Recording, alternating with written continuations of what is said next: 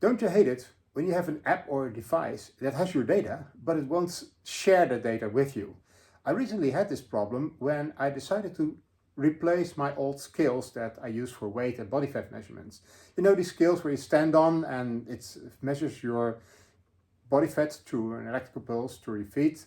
Well, that my device was getting all kinds of weird results for that. So I decided it was time for a new one. So I settled on this device. It's called a Robi S11.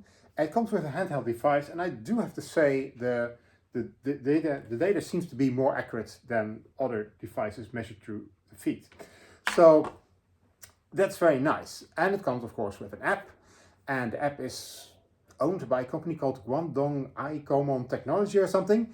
Anyway, that device measured has a lot of data, and I want that data. So luckily it has a share option. Great.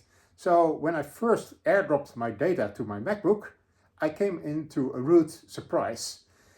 The data was shared in JPEG form. So an image. No copy pasting, no copy pasting data to database or Excel sheet or anything. Luckily, there's a technology that has been around for decades. It's called Object Character Recognition, OCR, and of course Python has a package for it. I've been using the Pytesseract package, and in this video I'll show you how I used it to get the data out of it. And by the way, the Python code I've been using is of course available on GitHub, and I'll show you where. Getting text from images can be quite finicky.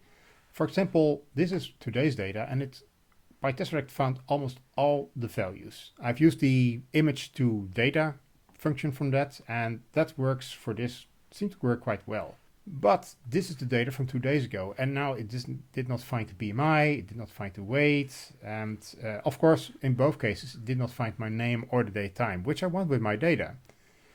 What you can do is tweak the data a little bit. You can use the OpenCV package, for example, to make the data into grayscale, and it will sometimes find different parts. You can use blurring, apparently that can work sometimes, and you can, for example, tweak the threshold, like that's basically changing the contrast extremely, so you can see the text really stand out clearly. Except, of course, here my name and the date time. It is not readable for me, so it's probably also not readable for Pytesseract. But for these parts, you can apply a different technique. You can cut out certain parts. For example, when I go to the lower part, you have these segment analysis. And Pytesseract almost never picks up these values, like the 0.8 kilogram. But when you cut out these parts of the image and offer it separately, like this, now it is able to read that. So that's very good. Same I've done with the top part where the date time is. When you offer the top 200 pixels, now suddenly is able to read that date time. So that's a great plus. Because the results from Pytesseract can vary from image to image, I went for a solution where I try different methods, and if one of them works and I get the data out, then I'm done. So first I try getting the data with a image to string function on the color version.